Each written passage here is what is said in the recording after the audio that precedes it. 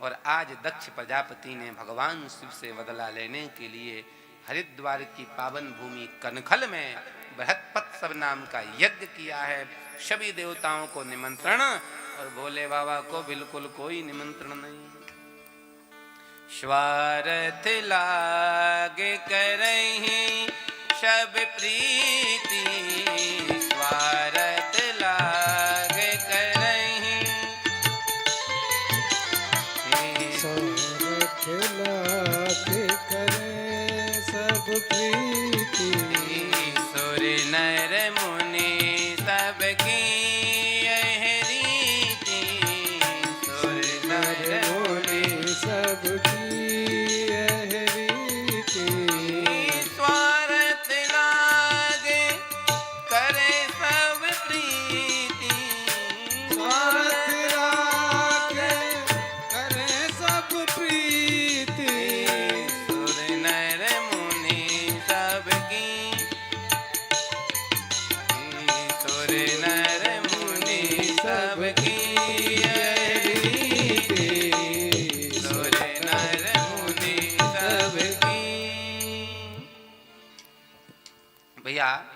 दुनिया बड़ी स्वार्थी है। दुनिया की छोड़ो, गोस्वामी जी ने किसी को नहीं छोड़ा, सबको लाइन पे ले लिया। सुर देवता बड़े स्वार्थी, नर मनुष्य मुनि महात्मा, संसार में स्वार्थ के अलावा कहीं कुछ नहीं है। देखो देवता कितने स्वार्थी हैं। देवताओं ने सोचा भैया ससुर दमाद की लड़ाई तो हुई पर आनंद नहीं आया, क्यों? बाबा ने दमाद जी ने कुछ कहा ही नहीं। आपकी परिवार में लड़ाई हो जाए तो पड़ोसी प्रसन्न होते, थोड़ी और होनी चाहिए, आनंद आएगा, आनंद आएगा।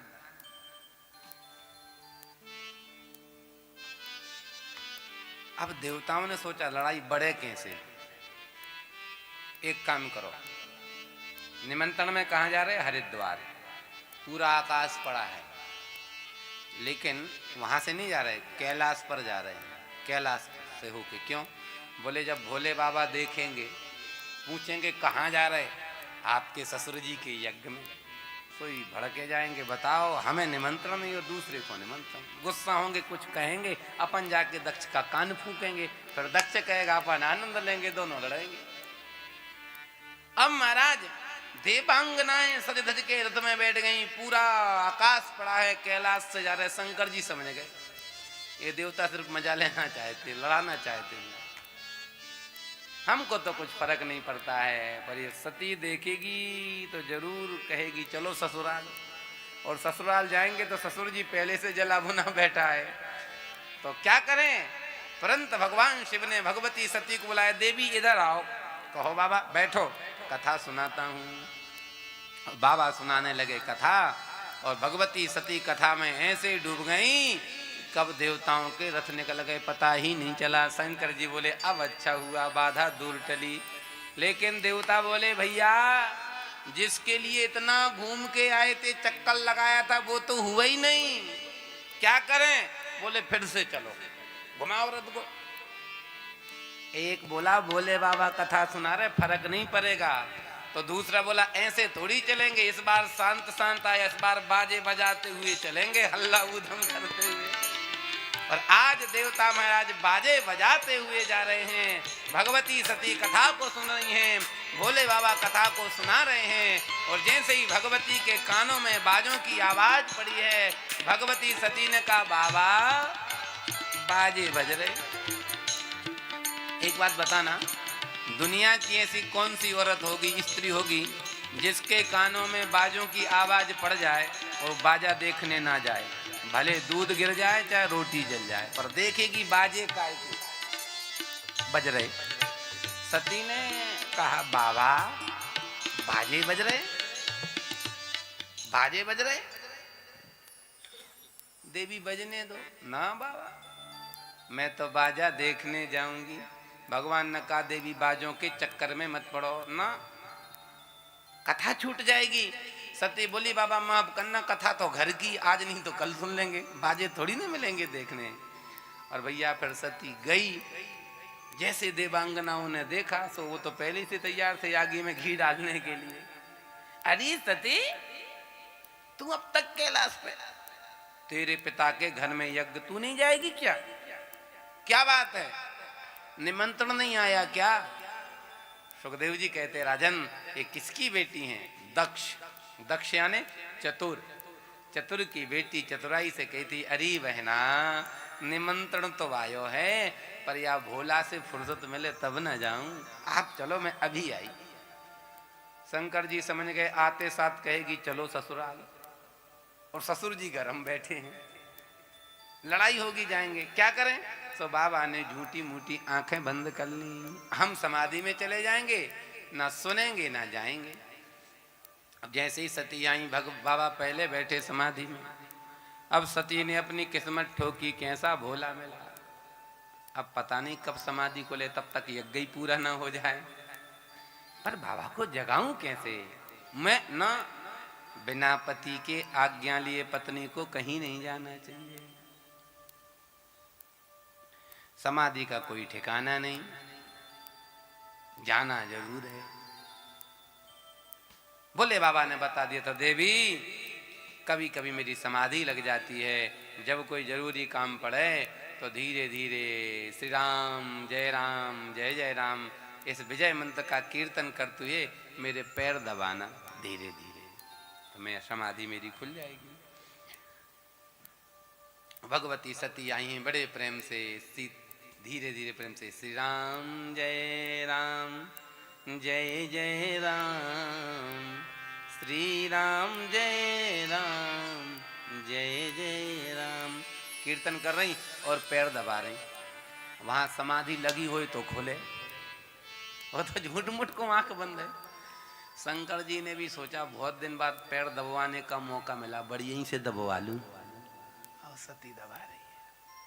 अब कभी कभी तो दबाती हैं माताएं, क्या रोज दबाती हैं? शिवरे जी कछु तो कहो, बेचारे क्या कहें। जय जय श्री, ग्वालियर में डरना, यहाँ डरने की कोई बात नहीं है। जय जय श्री राधे। सच बात है भैया, गृह मंत्रालय में मिनिस्टर हो गए अपने ऑफिस में, घर में तो सब सीधा ही राम है।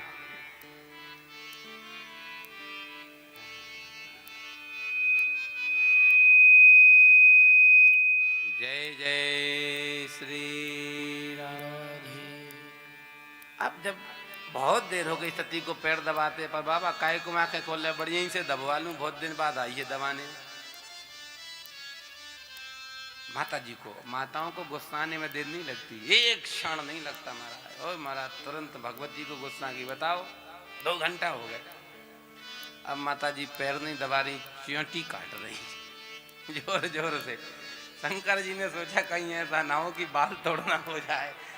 राम श्री राम जय जय राम। भगवती सती समझी, जगतपति जाग गए, हाथ जोड़ के खड़ी हो गई। देवी कैसे याद किया?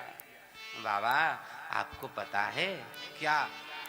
फिर देखो चतुराई, चतुर की बेटी चतुराई से कह रही, क्या कह रही है? प्रजापतिस्ते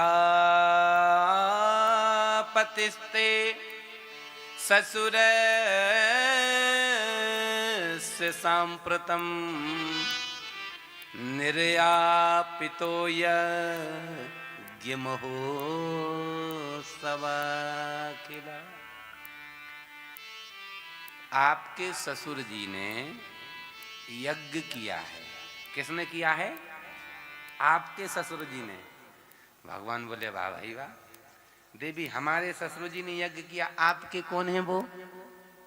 हमारे ससुर जी तो आपके कौन है? प्रभु पिताजी। तो सीधा क्यों नहीं कहती कि पिताजी की यहाँ यज्ञ, काय को घुमा के कह रही कि हमारे ससुर जी की हैं? सती ने कहा बाबा मैं आपको इसलिए याद दिला रही हूँ कि ससुराल की छोटी मोटी बातों पर ध्यान नहीं देना चाहिए, वो भी तो आपके पिता हैं। क्योंकि नंदीश्वर ने पूरी बात बता दिया था। सती ने पता किया कि भाई सबको निमंत्रण, हमको क्यों? नंदी तुम गए थे, बोलो क्या हुआ? नंदी ने पूरी बात बताई। भगवती सती ने कहा बाबा छोटी मोटी बातों पर ध्यान नहीं देना चाहिए। भगवान शंकर कहते देवी छोटी मोटी बात होती तो मैं तो कब का भूल गया होता, बहुत बड़ी बात की है। भरी समाज में तुम्हारे पिता ने ऐसी ऐसी बातें कही हैं कि दिवानिशम तप्यति मर्म टाड़यत। देखो देवी, घाव तो एक बार भर जाता है, लेकिन वाणी रूपी घाव जीवन में कभी भरता नहीं। जब जब मैं उस बात को याद करता हूं, घाव और गहरा होते जाता है। दिन रात चुभती हैं वो बातें वाण की तरह। सती बोली अब तो फिर जरूर जाना पड़ेगा, मैं नहीं जाऊंगी विवाद बढ़ जाएगा। मेरा धर्म बनता है दोनों के बीच में मैत्री कराने का। भगवान शिव ने कहा देवी तुमको जाना तो जाओ, पर मैं आज्ञा नहीं दूंगा। अब सती सोच में पड़ जाती है, बिना पिता की आज्ञा लिए मैं कैसे जाऊं, बिना पति की आज्ञा में कैसे जाऊं। जाती हूं तो पति की अवहेलना बिना आज्ञा के, और नहीं जाती हूं तो पिता का अपमान। बिटिया आई नहीं बुला पाए तो।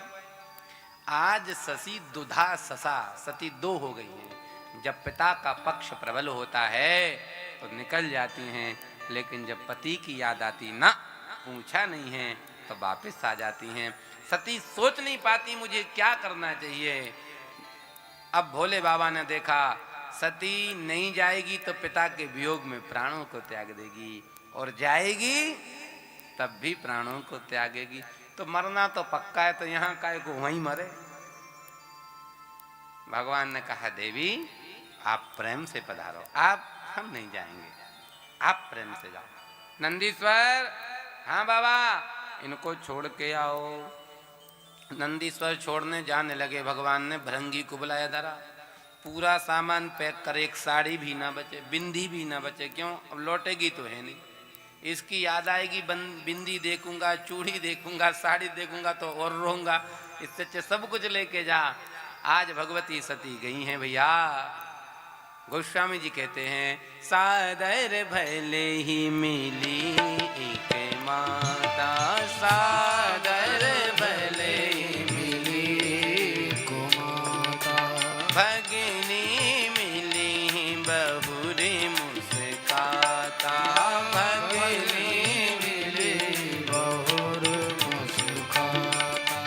सादर भले ही मिली एक माता, सादर भले मिली एक माता, भगिनी मिली बहुरी मुस्काता, भगिनी मिली बहुर मुस्काता। सादर भले ही मिली माता, सादर भले मिली माता। एक माँ ही प्रेम से मिली है।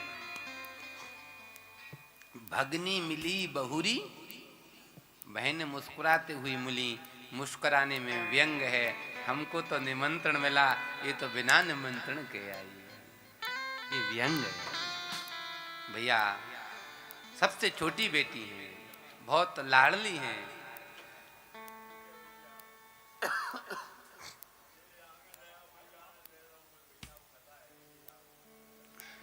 जय जय श्री राधे।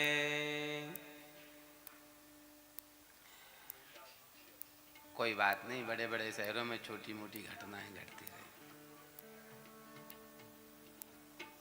जय जय श्री राधे। सती सबसे छोटी बेटी है, सबसे लाडली है। और ध्यान से सुनना भैया, बड़ी संतान पर माँ का प्रेम होता है, क्योंकि बहुत पीड़ा होती है ना जब बालक होता है माँ को। तो पहली संतान माँ को बहुत प्रिय होती है, और सबसे आखिरी वाली पिता को। तो पहली मैया को और छोटी पिता को, बीच वाले सब सीताराम। ना हो तो घर में जाके देख लेना। हाँ, या तो मैया बाप बड़े में रहेंगे या छोटे में, बीच वाले तो मुंह ही ताकते रह जाएंगे। अब सबसे छोटी हैं, पिता से बड़ा प्रेम है, पिता भी बहुत प्रेम करते हैं। माता जी मम्मी हम जल्दी, माँ माँ जल्दी बताओ पिताजी कहाँ हैं? बेटा यज्ञशाला में हवन कर रहे, चली जाओ। जैसे ही भगवती सती गई हैं और दक्ष प्रजापति को यज्ञ करते हुए देखा है, पिताजी पिताजी आवाज सुनी है। दक्ष प्रजापति ने देखा तो आवेश में आ गया, ये आई है तो वो जरूर आया होगा। अनाप शनाप कहने लगे भगवती सती को, आ गई बिना बुलाए, खाने को है नहीं, जहां देखो वहां मुंह उठा के चल दिए। वो भी आया होगा, ना वेशभूषा है, ना पहनने का हिसाब किताब, ना खाने का, ना रहने का, ना बैठने का, ना जाने क्या क्या कहा। सती ने कहा कोई बात नहीं, पिता हैं, पिताजी को अधिकार है बच्चों से कहने का, डांटने का, लेकिन निवेदन करूं, जब सती पास में गई है और यज्ञशाला में सभी देवताओं का भाग देखा है, भोले बाबा का कोई भाग नहीं देखा, तब तो सती बहुत दुखी हो गई। भगवती सती ने ये बताया है, पिता का ही घर क्यों ना हो, जहां पति का सम्मान नहीं है वो घर शत्रु से भी बदतर है। पिताजी आपने ये ठीक नहीं किया है, आप यज्ञ करके कल्याण की कामना करते हो और विरोध किससे कर रहे हो? यद्वाक्षरम नाम गिरे रितम नृणाम, 2 अक्षर का नाम है शिव। शिव उस जो कहता उसका कल्याण हो जाता है, और ऐसे कल्याण चाहने वाले शिव से तुम विरोध करके यज्ञ से कल्याण की कामना करते हो? आपकी जगह कोई और होता तो आपसे तो कुछ कहने का मेरा अधिकार भी नहीं। और जहां पति का अपमान हो, एक क्षण भी पत्नी को वहां नहीं रहना चाहिए, चाहे कोई हो। अब मैं यहां रह सकती नहीं हूं, लेकिन कैलाश पे जाके भोले बाबा को क्या मुंह दिखाऊंगी? पूछेंगे कभी कभी तो भोले बाबा पिताजी तुम्हारा नाम लेके मुझको कहते हैं दाक्षायणी, दाक्षायणी करके मुझको बुलाते हैं। तो जब वो पूछेंगे देवी यज्ञ कैसा था, तो मैं क्या कहूंगी? अब बाबा को मुंह दिखा नहीं सकती हूँ, आपके यहाँ मैं रह नहीं सकती हूँ, क्या करना चाहिए? बोले सद्या मरना ये कल्पते, अब तो प्राणों को त्यागने के अलावा कोई दूसरा उपाय है नहीं। भगवती सती अति व्याकुल विरह में बैठ गई हैं। मैंने पति की बात क्यों नहीं मानी? नहीं मानी तो इसका दंड भी मुझे ही भोगना चाहिए। महाराज पद्मासन लगाया है, प्राणायाम किया है, प्राण अपान व्यान समान में अपने प्राणों को ले जाकर के ब्रह्मरंध्र से प्राणों को त्याग दिया है। और सती भगवान से प्रार्थना करती है, सती मरत हरि सन बर मांगा, सती मरत हरि सन बर मांगा, जन्म जन्म शिव पद अनुरागा, जन्म जन्म शिव पद अनुरागा, सती मरत हरि सन बर मांगा, जन्म जन्म शिव पद अनुरागा। सती मरत हरि सन बर मांगा, जन्म जन्म शिव पद अनुरागा। हे प्रभु, मुझसे बहुत बड़ा अपराध हुआ है, प्राणों को तो त्याग रही हूँ, जिस योनि में जाऊं, जहां पर भी जन्म लूं, मुझे बार बार भगवान शिव के चरणों का प्रेम मिले, मैं उनके चरणों की दासी बनूं। और भगवती सती ने आज अपने प्राणों को त्यागा है। भयहु सकल मख हाहाकारा, हाहाकार मच गया। नंदी भृंगी आए थे, हमारी माँ के प्राणों को दक्ष ने ले लिया। जलती हुई लकड़ियों को उठा करके दक्ष के यज्ञ को विध्वंस करना चाहा। महाराज भृगु ने देख लिया, एक आहुति दे दी, ऋभु नाम के गण प्रकट हो गए और शिव गणों के साथ युद्ध होने लगा। शिव गण परास्त होकर के कैलाश की ओर गए हैं। शिव गण पहुंचते उसके पहले नारद जी पहुंच गए। बाबा प्रणाम, कैसे पधारे नारद? आपको पता है क्या? जैसे ही मैया गई, ससुर जी ने देखा, गर्दन तोड़ के यज्ञ कुंड में स्वाहा। भोले बाबा ने कहा नारद जी ऐसा तो कुछ हुआ ही नहीं, क्यों इतना बढ़ चढ़ के बता रहे हो? नारद जी ने कहा प्रभु बढ़ चढ़ के बताएंगे नहीं तो आपको क्रोध आएगा नहीं, और जब तक आपको क्रोध आएगा नहीं तब तक ससुर जी की सेवा होगी नहीं। क्या चाहते हो? थोड़ा ससुर जी की सेवा होनी चाहिए। आज भगवान शिव को भगवती सती का प्रेम प्रकट हुआ है। बाबा ने जटाओं को बिखेरा है, एक जटा को खड़ा है, पहाड़ पर पटका है, सला विदीर्ण हो गई, वीरभद्र प्रकट हो गए। किम करोमि, क्या करूं? भगवान कहते हैं दक्षम स यज्ञम जहि मत भटानाम, जाओ यज्ञ के सहित दक्ष को नष्ट कर दो। आज वीरभद्र जी जा रहे हैं। बाता नवांति नहीं संति दश्यवा, प्राचीन बर्हिर जीवित हो गृदंडा, गावो न कल्यम त इदम कुतो रजो, लोको धुना किम प्रलयाय कल्पते। पूरे के पूरे यज्ञ के लोग स्तब्ध हैं। तेज आंधी आ रही है, बिजली चमक रही है, बादल गरज रहे हैं। लोग बोले भैया हमको तो लगता प्रलय आने वाला। एक बोला प्रलय नहीं आएगा, क्यों? क्योंकि सतयुग चल रहा है, प्रलय तो कलयुग में आता है। आंधी तूफान क्यों आ रहा? लगता है कहीं चोरी हो गई, डाकू भाग रहे। बोले ना, अभी प्राचीन वरही नाम का राजा जीवित है, कहीं डाका गिर नहीं सकता। कुतो रजन्या, फिर धूल क्यों उड़ रही, आंधी क्यों आ रही है? एक बोला लगता है गैया जंगल से चर के आ रही। बोले ना, अभी सुबह का वक्त है, जा रही होगी, आ नहीं रही होगी। आपस में ऐसी चर्चा कर ही रहे थे कि महाराज सामने से प्रलय कालीन वीरभद्र को आते हुए देखा। युद्ध हुआ है, सब लोग परास्त हुए हैं। भगवान नारायण को याद किया है दक्ष ने, भगवान नारायण ने आकर के युद्ध किया है, लेकिन भगवान नारायण को भी हारना स्वीकार करना पड़ा। ये शिक्षा है। भगवान कहते हैं मैं साक्षात नारायण भी अन्याय का पक्ष लूंगा तो मुझे भी हारना ही। दक्ष प्रजापति इतना डर गया, इतना डर गया कि सर्व तो भद्र मंडल के नीचे घुस गया। सब में खोजा और तो सब दिख गए, ससुर जी कितकों गए देखो। बोले वहां घुसे। वीरभद्र ने निकाला, नंदीश्वर इन्होंने क्या किया? नंदी बोले महाराज इनकी छोड़ो, पहले इनको ठिकाने लगाओ। कौन है? बोले महाराज ये भृगु महाराज हैं, यज्ञाचार्य जी हैं। जब माता जी रो रही थी तो दाढ़ी पे हाथ फेर रहे थे। अच्छा, वीरभद्र ने यूं दाढ़ी पकड़ी, एक झटका दिया तो सबरी दाढ़ी आ गई, बेचारे खूना लहू लोहान हो गए।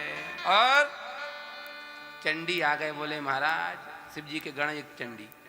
ये कौन है? बोले महाराज ये भग देवता हैं, इनकी गलती। बोले खूब आंखों से सारा कहते प्रजापति को हम लोग हैं। बोलो अच्छा, ऐसी आंखें डाली, ऐसी 2 उंगली डाली, आंखें बाहर आ गई। महाराज आज सबको, पूषा देवता को भी, पूषा देवता ये क्या कर रहे थे? बोले महाराज ये खिलखिला रहे थे, दांत दिखा के एक मुष्टिका का प्रहार किया तो 32 ही बाहर आ गई। इसके बाद ससुर जी इनकी गलती। बोले महाराज मैं ये गोद में करती थी गर्दन, तोड़ के यज्ञ कुंड में स्वाहा। देखो, नहीं यज्ञ समो मित्रा, नहीं यज्ञ समो रिपु। यज्ञ के जैसा कोई मित्र नहीं और यज्ञ के जैसा कोई शत्रु नहीं। विधिवत यज्ञ हो जाए तो शिवहरि जी उसका फल सद्या मिलता है, और विधिहीन यज्ञ हो तो उसका दुष्परिणाम भी तत्काल प्राप्त होता है।